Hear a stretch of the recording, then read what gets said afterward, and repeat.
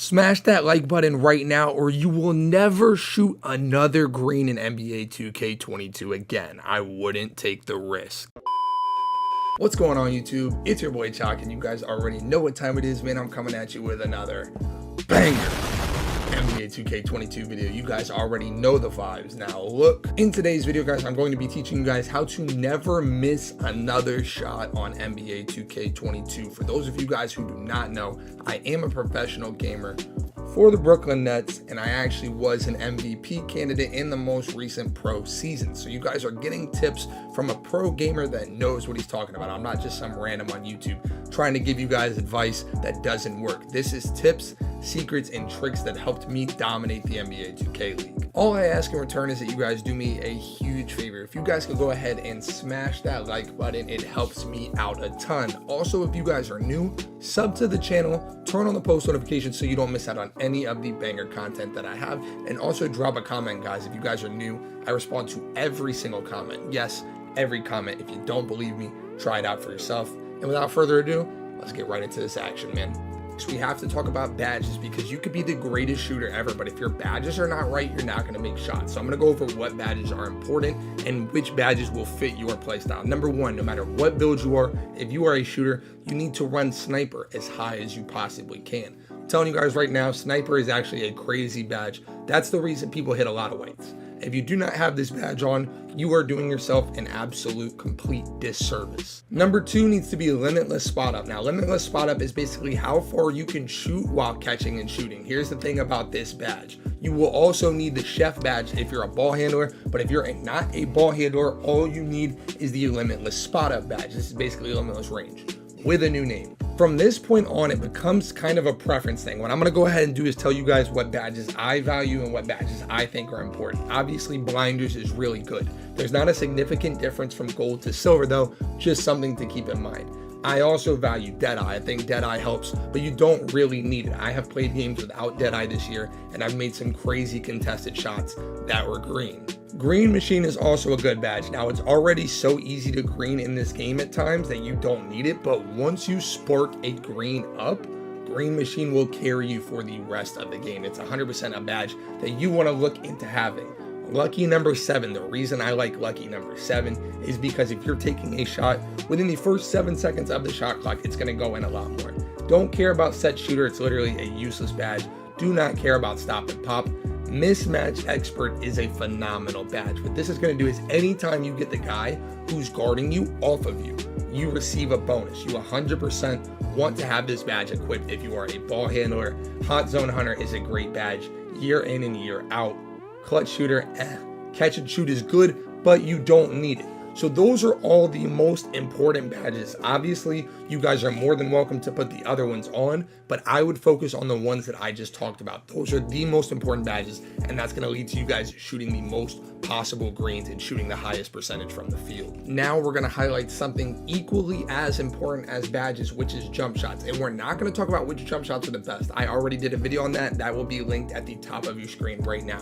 What we're gonna talk about is your jump shot speed. What a lot of people do is they're not running their jump shot the speed that they should. They're either going to the store and they're buying a jump shot, which you shouldn't do in the first place, or they're running their jump shot at a slow speed, like a medium speed or even one less.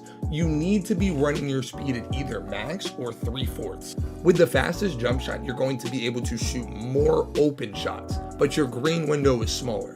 With a 3/4 jump shot, you're still going to be fast, but it's not going to be as fast, but it's going to have a higher green window. So what you have to value is, do you value it being easier to green, or do you value having a quicker one so you can get it off in tighter windows? Me personally, I run all my jump shots on full, and I advise you guys to practice full in order to get the hang of it, because I do think having the quickest shot possible is the most important. But I also know pros out there who are running their jump shots on 3/4 speed, even at point guard. So you cannot go wrong with doing either of those two. Just please do me a favor and do not go anywhere less than that. If you're going less than that, you're not doing it right. Another quick tip, and this is something that I'm seeing way too much, so I need to go ahead and address it, is I'm seeing way too many of you guys with this on. Turn the jump shot meter off. I'm telling you guys, even if you're struggling with it at first, you will find the timing, you will get better. Practice makes perfect. You guys do not need to have a shot meter. You get a boost for turning it off. Do not leave it on. You're doing yourself a disservice by doing that. None of the great players, no professionals, no top streamers, no elite players at this game are using a jump shot meter.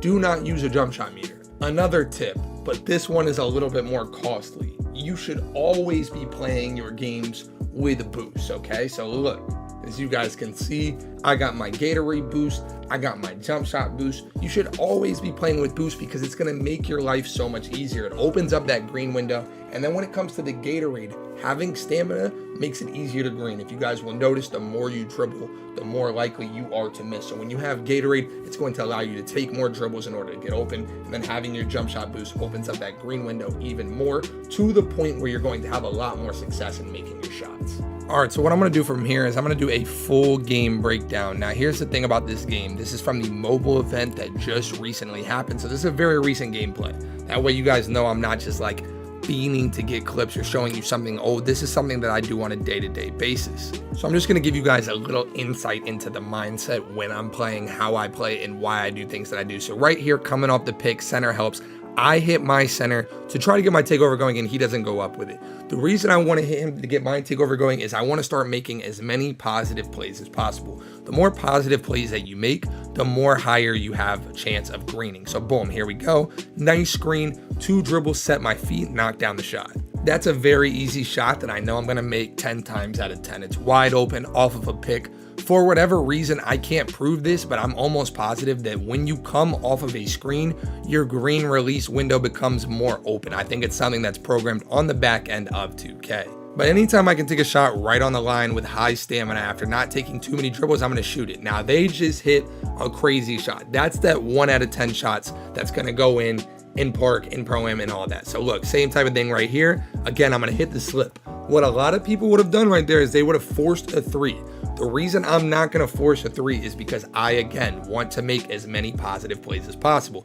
If you start forcing 3s and doing stupid stuff, it's going to be a lot harder for you to green. Your green release window is going to become restricted.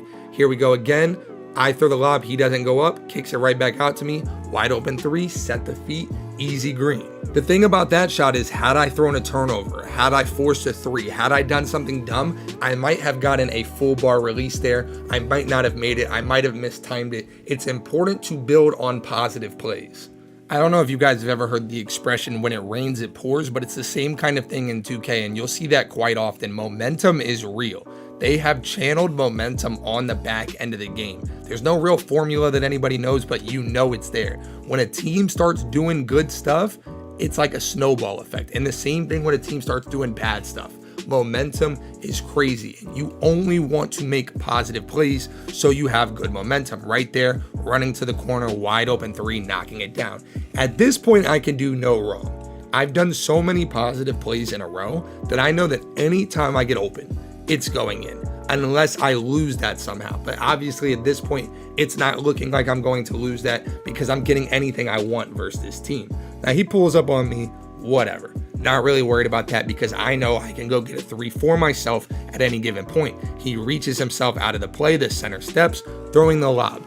Again, never forcing something that's not there. Taking what the defense gives you time in and time out. The problem with a lot of park, stage, and even pro-am players is they get into this mindset where it's like, oh, I have to take 3s, or I have to force this shot, or I have to force that shot, and it's not worth it. What's more worth it is to take good in-rhythm shots and take what the defense gives you. As you can see, look, I mistime a shot because it lags a little bit, and it goes in because I've built on so many positive plays. Had I thrown a turnover previously, had I already missed a shot, had I not had so much positive momentum going my way, I probably would not have hit that shot.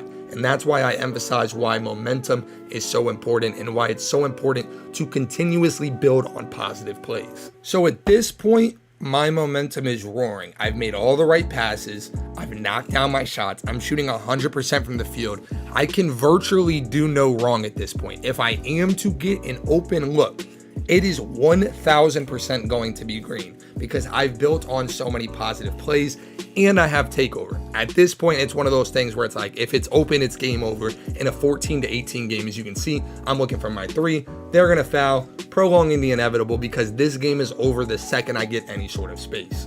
And as I said, this game is over the second I get in any sort of space. I'm going to pop up right here. I get the ball. Nice little tip by them. No hedge. I'm pulling from deep. And as you guys can see at the bottom left, finish a game without missing a shot. Continuously building on positive plays. I'm telling you guys, that is how you make all of your shots in this game. The last and arguably the most important concept that you guys need to understand is that good things take time. I'm telling you guys, practice really does make perfect. And the more that you guys apply these methods, the more that you guys learn the game's algorithm, the more that you instill this into your game, the better you're going to be. You're not going to load onto 2K first game and just shoot perfect from the field. Maybe you will, but more likely than not, you probably won't. But as you begin to apply these methods and as you begin to learn this ideology behind making positive plays, having the right badges, having the best jump shots, once you put all this stuff together and you continuously practice on it, you will begin to make strides towards shooting 100% from the field. And you will get to the point where if you put all this together and trust the process, you guys will be out there going absolutely crazy no matter what game mode you play. And that, my friends, is the end of today's video, guys. I hope that you learned something new. And I'm telling you guys, if you are looking for an NBA channel that's going to help you guys get better at the game, you have come to the right place. I'm going to be posting tips, tricks, and tutorials non-stop this year, so make sure that you guys hit that sub button. Also drop a like if you enjoyed this video, so it lets me know that you guys want to see more videos like this. And also drop a comment, guys. As I said before, I respond to every single comment. If you don't believe me, try for yourself. I appreciate you guys for watching, and as always, it's your boy Choc. Stay tuned for more, and I'm out. Peace.